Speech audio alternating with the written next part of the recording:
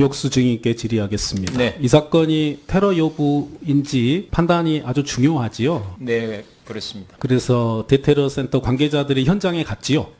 대테러센터 관계자는 안 갔습니다. 그럼 어떤 분들이 가셨어요? 관련된 어떤 분들이? 그러니까 합동조사는 국정원이 주도 기관이고 그래서 국정원이 갔는데 국정원, 경찰, 요원 이렇게 편성된 인원들이 예, 갔습니다. 그 의원들이 갔는데 방금까지는 알고 있습니다. 갔을 때 현장이 청소된 후였다고 알고 계시지요? 그건 잘 모르겠습니다. 잘 모르세요? 네, 그 네. 사안은 제가 확인을 아직 안 했습니다. 우철문 증인? 네. 저도 법관 생활을 20년 넘게 하고 수많은 형사 재판을 했습니다. 네네. 이런 사안에서는 현장 검증을 추가로 할 수도 있고요. 네네. 그 다음에 그 사건 현장이나 수많은 증거들은 그 수사기관의 관점으로만 바라봐서는 안 됩니다. 네네. 피해자의 관점에서도 봐야 되고 네네. 또 피의자의 관점에서도 봐야 됩니다. 그러기 위해서 이 사건에서 현장 보존 아주 중요하다고 생각이 들어요. 그런데 증인께서 주재 대책회의를 실시하는 그 무렵에 경찰서장의 판단으로 현장을 청소한다. 이 부분이 납득을 잘 국민들께도 못하시고 명색이 20년 동안 법관했던 저도 이해를 못합니다. 왜? 형사재판에서 현장 훼손으로 논란이 된 사건이 거의 없어요. 너무나 당연히 현장을 보존을 하고 잘 관리를 해놔야지 수사기관뿐만이 아니라 피의자나 피해자 그리고 언론이나 국민들께서 충분히 사건 내용을 아는 것이 실제 판단에 중요하거든요. 그런데 사건 현장의 물청소를 그 어수선한 시기에 했다라는 것은 결국은 이 관련한 증거를 경찰이 독점을 하고 그런데 문제는 독점한 이후에 또 공개는 또 안 합니다. 오로지 사건의 해석이나 진실을 경찰과 그리고 경찰의 그 부분을 이해관계가 있는 분들이 만들어 가려는 게 아니냐라는 국민적 의혹이 있어서 이 자리가 생겨난 겁니다. 답변 드려도 되겠습니까? 제가 한 번 더 규정을 보여드릴게요. 규정 PPT 띄워보시죠. 경찰청 범죄수사 규칙에는 이렇게 있습니다.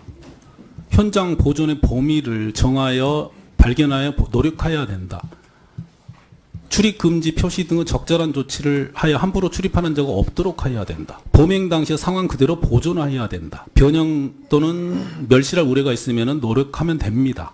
그리고 이 사건은 피의자가 현장에 혹시 그 전에 와서 범행을 계획하고 사전에 준비를 했는지 등등이 확인할 게 참 많아요. 그리고 현장에서 피를 얼마나 흘렸고 조치를 얼마나 취했는지도 중요한 사안이었습니다. 왜? 대테러 센터에서 발표한 경상이라든지 열상이라든지 이런 부분이 문제가 있는 판단을 받아봐야 되는 상황이었거든요. 그런데 물청소를 했다.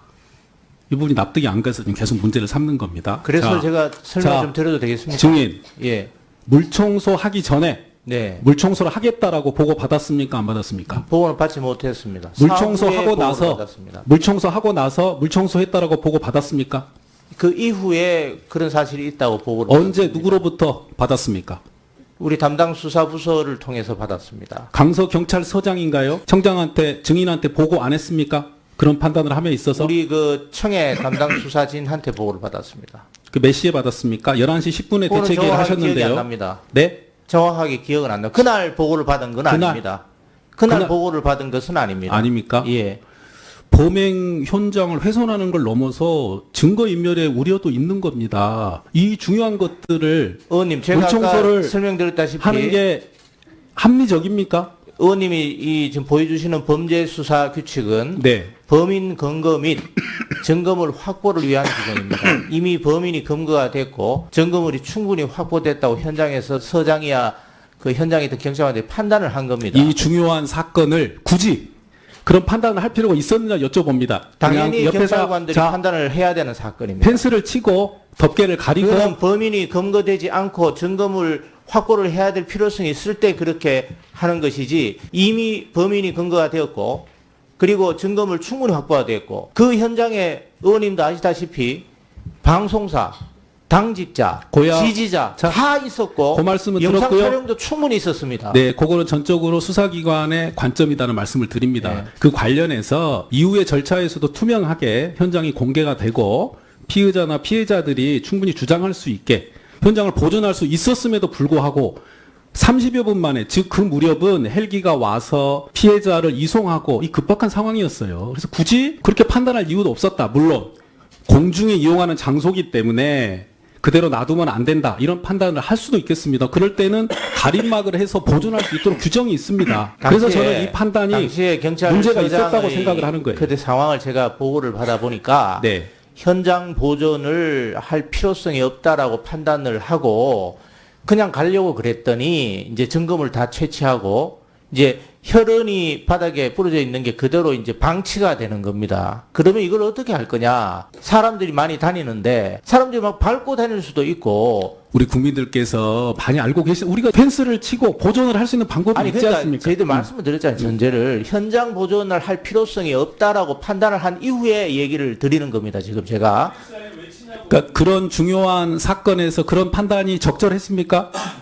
저는 그 형사소송법적으로도 현장에서 적절합니까? 적절했다고 생각을 합니다. 피의자나 피해자의 관점 생각해 보세요. 피의자가 범행 현장에 관하여 본인이 재판에서 주장할 수도 있는 것이고요. 예. 피해자 입장에서 경찰에서 판단하고 내놓은 증거에 대해서 다른 의견을 낼 수도 있어요. 근데 그게 봉쇄된 겁니다, 지금. 의원님. 왜? 경찰의 일방적인 판단, 경찰의 관점으로만 현장을 훼손했기 때문에 피해자와 피의자의 관점은 없어져 버린 거예요. 그래서 문제를 삼는 거 아닙니까? 의원님, 제가 여러 번 말씀을 드렸는데 범인은 근거가 됐고 증거물 충분히 확보가 됐고 수많은 영상이 있고 목격자가 있었습니다. 그런 사안에 있어가지고 현장 보존을 안 한 사례는 굉장히 많습니다. 그래서 의원님이 자료 요구를 하셔가지고 어느 의원님 자료 요구를 하셔가지고 그 사례를 저희들이 제출까지 했습니다. 경상이라고 추정하고 추리하는 적당히 이 판단에 저해가 되는 증거에